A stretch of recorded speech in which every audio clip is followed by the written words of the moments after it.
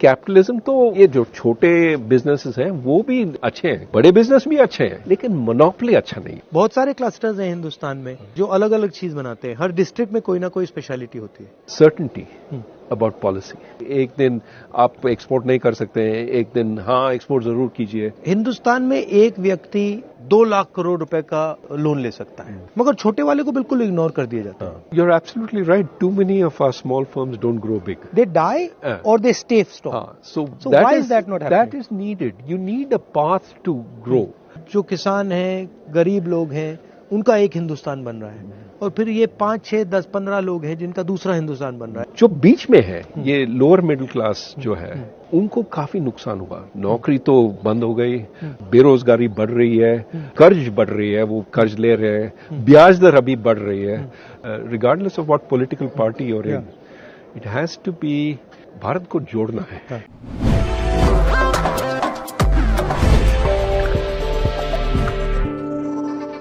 हिंदुस्तान में एक और चीज हो रही है, 4-5 पूंजीपति बहुत अमीर हो रहे हैं और हर बिजनेस में वो जा पा रहे हैं, और बाकी हिंदुस्तान जो है वो पीछे रह रहा है। जो किसान हैं, गरीब लोग हैं, उनका एक हिंदुस्तान बन रहा है, और फिर ये 5, 6, 10, 15 लोग हैं जिनका दूसरा हिंदुस्तान बन रहा है। एक के सपने पूरे हो रहे हैं, एक के सपने नष्ट हो रहे हैं।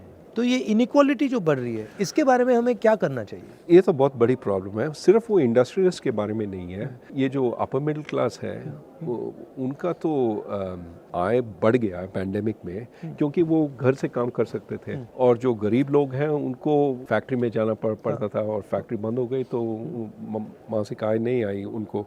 तो ये डिवाइड जो है पैंडेमिक में बढ़ गया, और जो सबसे गरीब है उनको तो मिलता है ग्रे, ये राशन में उनको सब कुछ मिलता है।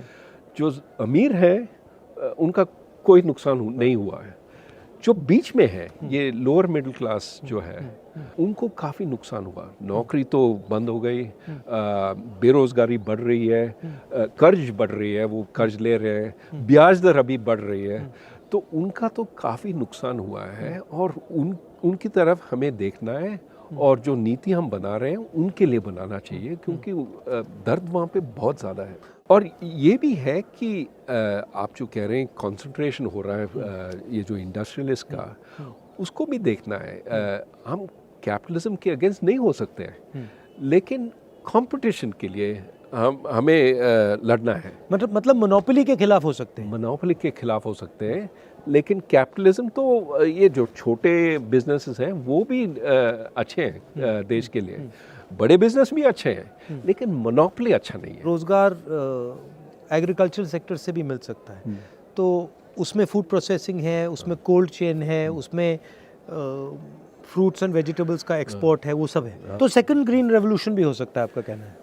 सेकेंड ग्रीन, एक नए तरीका का ग्रीन, नए तरीका का vegetables, milk, dairy products, poultry, ये सब हो सकता है। और प्रोसेसिंग करना है यहाँ पे, क्योंकि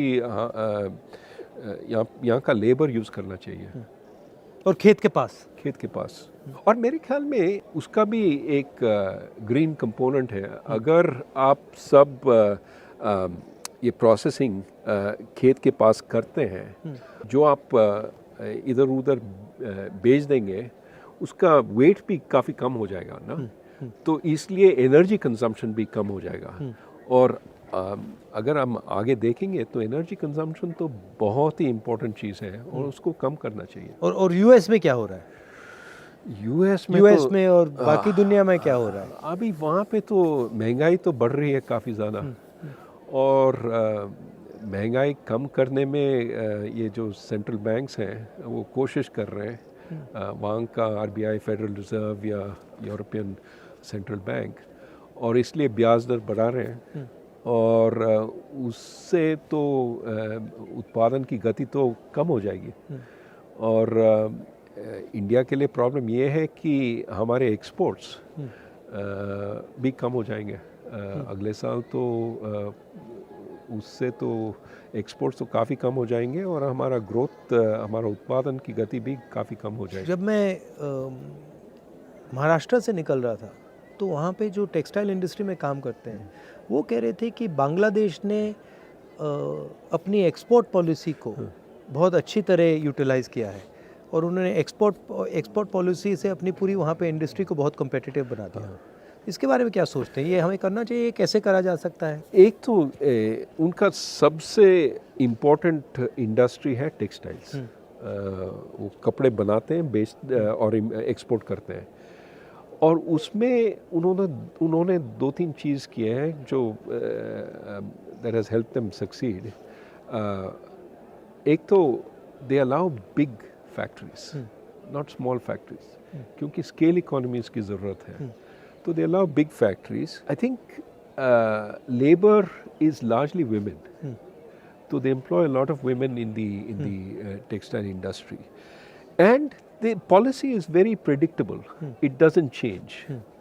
So that industry has just taken off because it's using low skilled workers. On my way, I found out that जो बेल्लारी है वो जीन्स प्रोडक्शन का सेंटर था, पर वहाँ पे 4.5 लाख लोग काम करते थे।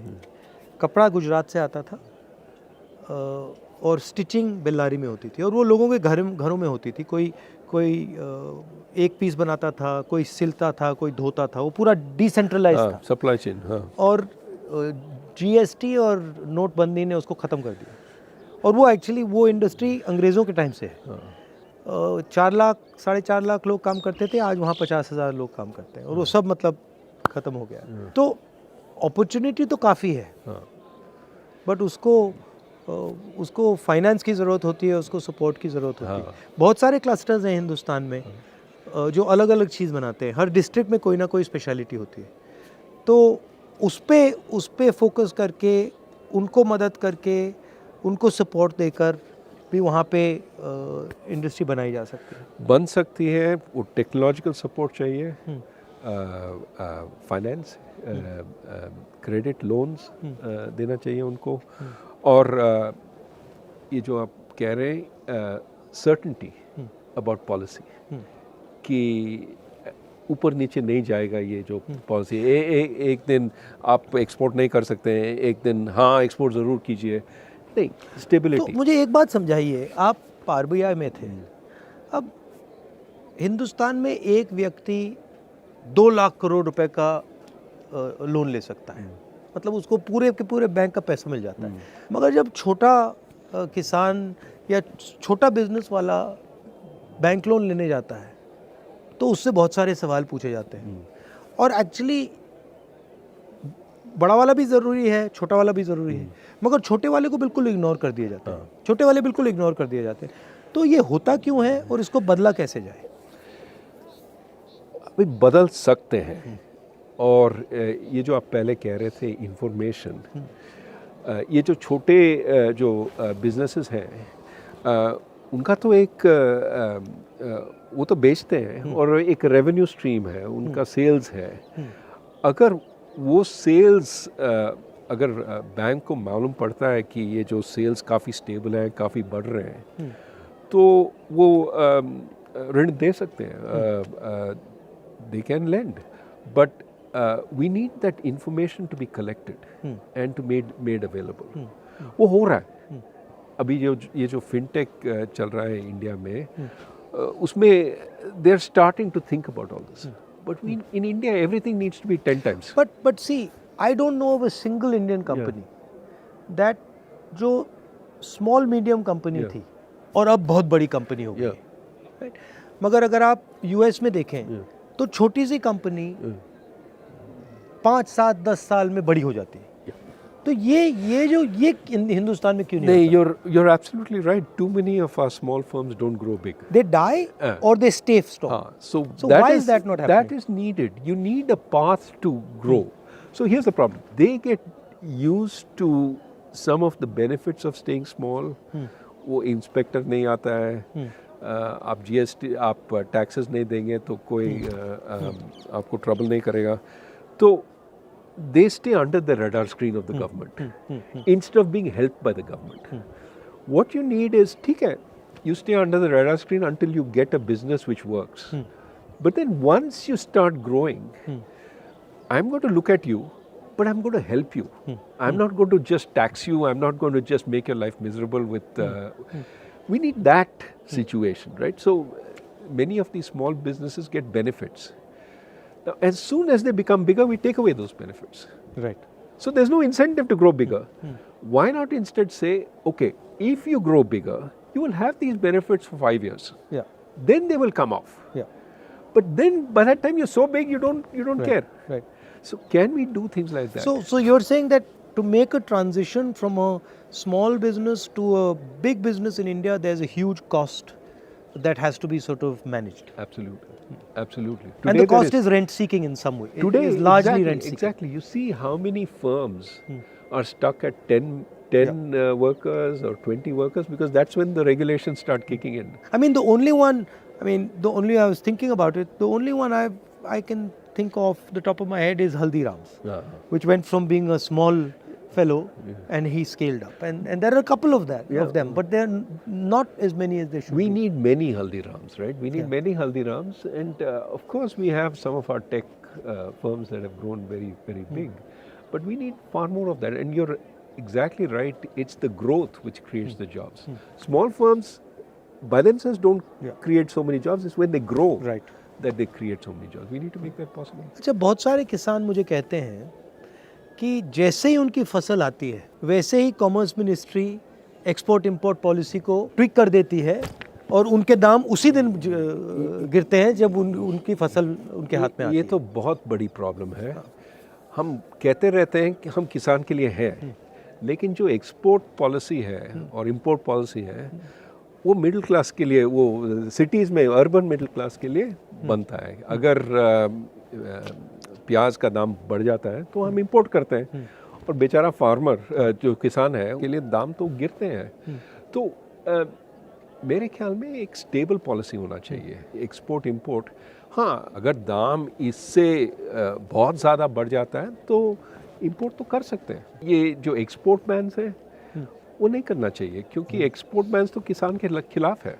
अगर आप किसान को कहते हैं कि आप एक्सपोर्ट नहीं कर सकते हैं तो डोमेस्टिक मार्केट में उनको बेचना पड़ता है और दाम तो कुछ नहीं मिलता। So how does one think about this unemployment issue, because it's everywhere. You know, I speak to kids and I ask them what you want to do, and they only answer five things. You know, lawyer, doctor, IAS, military, engineer. And so the imagination is, for most kids in India, is that we can only do these 5 things. And then the other thing is, most of them are not hopeful of getting even those jobs. नहीं, बेरोज़गारी तो बहुत बड़ी problem है और बात यह है कि लोग सिर्फ सरकारी नौकरी चाहते हैं क्योंकि उसमें पेंशन है, ये है, वो है और सिक्योरिटी है, और वो ढूंढते हैं, इम्तहान देते रहते हैं और आप जानते हैं कि बहुत ही कम लोग सरकार में काम कर सकते हैं। अगर आप पूरे जो नौकरी है सरकार में आप उनको अगर ओपन भी करते हैं तो ज़्यादा से ज़्यादा 1% 2% वहाँ पे एम्प्लॉय हो जाएंगे। तो इसलिए मेरे ख्याल में हमें प्राइवेट सेक्टर को बढ़ाना है, क्योंकि वहाँ पे नौकरी रोज़गारी आगे बढ़ा सकते हैं वहाँ पे। और एक तो प्राइवेट सेक्टर, एक एग्रीकल्चर में अगर हम टेक्नोलॉजी ले आते हैं वहाँ पे तो वहाँ पे भी नौकरी पैदा हो सकते हैं। और ये जो फॉर्मल सेक्टर है हम सिर्फ मैन्युफैक्चरिंग को देख रहे हैं, ये PLI स्कीम वगैरह, लेकिन हमें सर्विसेज को भी देखना है कि क्योंकि सर्विसेज में नौकरी काफ़ी ज़्यादा नौकरी पैदा हो सकती है। और आप पहले कह रहे थे कि अब एक नए तरीके की सर्विसेज की नौकरी आ रही है। ज़रूर। आजकल ये जो कंसल्टिंग फर्म्स हैं वो पहले अमेरिका में बेचते थे अपने सर्विसेज और इंडिया में बैक ऑफिस का काम करते थे, ये पावर पॉइंट प्रेजेंटेशन, ये वो। आजकल वो इंडिया में कंसल्टेंट्स एम्प्लॉय कर रहे हैं, वो कंसल्टेंट्स काम कर रहे हैं जैसे कि वो अमेरिका में हैं और प्रेजेंटेशंस दे रहे हैं जूम पे। They are actually as if they are working in America, which means they get much higher salaries. But इसके लिए अंग्रेजी की ज़रूरत है। अंग्रेजी की ज़रूरत है और हायर एजुकेशन की ज़रूरत है, और हायर एजुकेशन के लिए प्राइमरी एजुकेशन चाहिए, सेकेंडरी एजुकेशन चाहिए। तो अभी आप जानते हैं ये पैंडेमिक हुआ है और काफ़ी सारे बच्चे अभी स्कूल नहीं गए, 2 साल के लिए नहीं गए, बिल्कुल ना सिर्फ सीखे नहीं 2 साल के लिए, लेकिन भूल भी गए। बिल्कुल तो अभी देर 3 years behind there class. Time ज़ाया हो गया उनका। हाँ, तो अब क्या करेंगे, हम उनको वापस ले आते हैं और we don't take into account कि they not able to deal with the class there in. So the problem is we're going to suffer. These kids are not going to be able to do the high quality work. So we have to pay a lot more attention to education. One of the things that I'm noticing while I'm walking is what's being done to the small and medium businesses in this country. And, you know, the backbone of employment in the country, and all of them are complaining. And they're complaining of an unfair GST. They're complaining, of course, of demonetization, COVID. But they're also complaining of no support for small businesses, and most of them can't ever imagine transforming from a small business to a big business. That just, it's not even in their mind. Like I asked them, you know, so do you see yourself actually scaling up? And they're like, well, no, that's impossible. So how do you think about that issue? No, so we have gone about this process of maybe unintended formalization. Demonetization forced a lot of companies that were informal to go out of business. GST is forcing a lot of small companies that earlier didn't pay significant taxes. Now it's forcing them to pay taxes, and they're uncompetitive if they start paying taxes. So this dual economy is being shut down. And of course, you know, you need to create some reason for them to become formal. If, for example, they could get more credit from the bank as they became more formal, they could show their receipts, they could show but credit is also very slow right now. So the benefits of formalization are not there, the costs of formalization are there. Right. And so many of them are hurting. Now, what is true is as they shrink, our bigger firms are doing very well because they're occupying some of the space. So in a sense, the inequality between firms is increasing. You look at profitability amongst the big firms, it's very good. And they could also raise money during the pandemic, which our small firms couldn't. What you want is to give the small fellow a chance to sell and not put a whole lot of burden on him. The big fellow can take care of paying the taxes and all that. तो ये अगर आप हिंदुस्तान की history देखें, एक बहुत क्रांतिकारी कदम स्वतंत्रता आंदोलन से आया, उसके बाद हरी क्रांति हुई, उसके बाद सफ़ेद क्रांति हुई, उसके बाद जो कंप्यूटर रेवोल्यूशन हुआ, तो अब क्या रेवोल्यूशन हो सकता है? 2 तरह के रेवोल्यूशन है। एक तो मैं अभी हम बात कर रहे थे सर्विस रेवोल्यूशन। हम यहाँ से अमेरिका में काम कर सकते हैं without going to America. Okay, that is one. जैसे डॉक्टर हैं, they can provide telemedicine services to the US and earn a lot of foreign exchange. Our service exports are 250 billion. Just grow that. That will make us a superpower in exports. So एक वो है। दूसरा ये है, आप हरी क्रांति के बारे में बात कर रहे थे, ग्रीन रेवोल्यूशन, लेकिन we have a new kind of green revolution. ये sustainability, emissions. If we push on that, we can be at the frontier, building windmills, building solar plants, making our buildings green. And the most damage from climate change will be in South Asia. You've already seen Bangladesh suffer, you've seen Pakistan suffer. India is not far behind. We occupy the same territory. So we have to push very hard for a green revolution elsewhere. But also we can be at the forefront because everybody is trying to get in. We can make a lot of windmills, solar, because we have a huge demand. But we can also, innovate. And so I think there are lots of possibilities. But we should be forward thinking. मैं एक बार parliament में जा रहा था और parliament के वहाँ पे जो सिक्योरिटी गार्ड्स हैं उनसे मेरी दोस्ती है। तो मैंने उन एक सिक्योरिटी गार्ड से पूछा, भाई क्या कर रहे हो? तो उसने मुझे कहा बहुत मज़ा आ रहा है। मैंने कहा क्या हुआ? उसने कहा मैंने अदानी के स्टॉक खरीदे और उसके बहुत सारे पैसे बन रहे थे। मगर मैंने सोचा कि वो सैलरीड क्लास का है और ऐसा काम करना उसके लिए काफ़ी रिस्की है, मगर उसको रिस्क नहीं समझ आ रही। स्टॉक मार्केट बढ़ती जा रही है और मैं देखता हूँ, टीवी पे देखता हूँ कि एडवर्टीजमेंट्स आते हैं कि भैया स्टॉक मार्केट में इन्वेस्ट करो, और जो sort of रिलेटिवली फाइनेंशियली कमज़ोर लोग हैं वो भी इसमें वो अभी यूएस स्पेकुलेट कर रहे हैं, तो इसमें काफ़ी रिस्क होता है। तो इसके बारे में आपकी क्या राय है? जो रिटेल इन्वेस्टर है, बिल्कुल नया है और मतलब थोड़ा सा पैसा है उसके पास, वो पूरा का पूरा इसमें डाल रहा है। ज़रूर, वो समझते नहीं है, वो देख रहे हैं कि इसका रिटर्न बहुत ही अच्छा है तो इसमें हम पैसा डालेंगे, लेकिन प्रॉब्लम ये है कि वो एनालाइज नहीं करते कि रिटर्न क्यों है, कहाँ से आया। अभी आप देखते हैं अमेरिका में ये जो क्रिप्टो करेंसी का प्रॉब्लम है, वहाँ पे भी रिटर्न बहुत ही ज़्यादा था।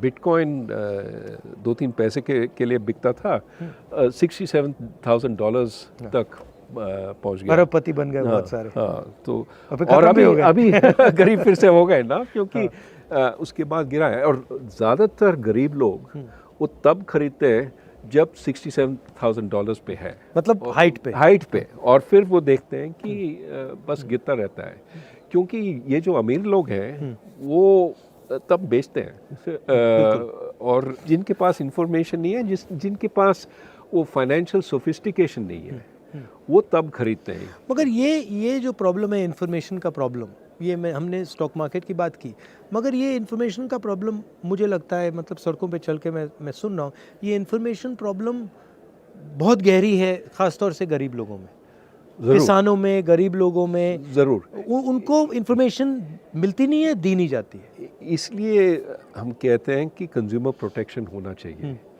कि उनको बताना चाहिए ये तुम्हारे हक हैं, these are your rights, and जो बेचते हैं they cannot violate these rights. Are you enjoying this? It's nice. You like it? You know, how can you not enjoy this view? But also, it's I think you're doing this सांप्रदायिक एकता और शांति के लिए आप पदयात्रा पे जा रहे हैं। I think that is something the country needs, regardless of what political party you're in. It has to be, Bharat को जोड़ना है। बिल्कुल, और शांति से, भाईचारे से फ़ायदा होता है। और अगर आप सोचेंगे, कोई कह रहा था कि आपने एक भाषण में ये कहा था कि which house can stand when the brothers are fighting? Yeah, it can't. They have to be, you have to have internal harmony to have external security. ये काफ़ी लोग कह रहे हैं, हाँ, we can fight internally, we will suppress this minority, suppress that, and we will be strong outside. नहीं हो सकता है। नहीं, ये एक बात है, मगर दूसरी बात जो उतनी ही ज़रूरी है कि आज की दुनिया में जहाँ अमेरिका, चाइना, यूक्रेन, सब जगह नफ़रत फैल रही है, उस दुनिया में हिंदुस्तान रास्ता दिखा सकता है। ज़रूर, और हिंदुस्तान बहुत बड़ा रोल प्ले कर सकता है। ज़रूर, और ये हमारी हिस्ट्री है, हमारा ये कल्चर है, और ये हमारी स्ट्रेंथ है। या और लोकतंत्र भी हमारा स्ट्रेंथ है। और मेरे ख्याल में काफ़ी लोग, काफ़ी देश हमारी ओर देख रहे हैं कि इंडिया का क्या कहेगी, इंडिया क्या एग्जाम्पल सेट करेगी। और इसलिए हमें सोचना चाहिए कि हम क्या कर रहे हैं और किस दिशा में जा रहे हैं।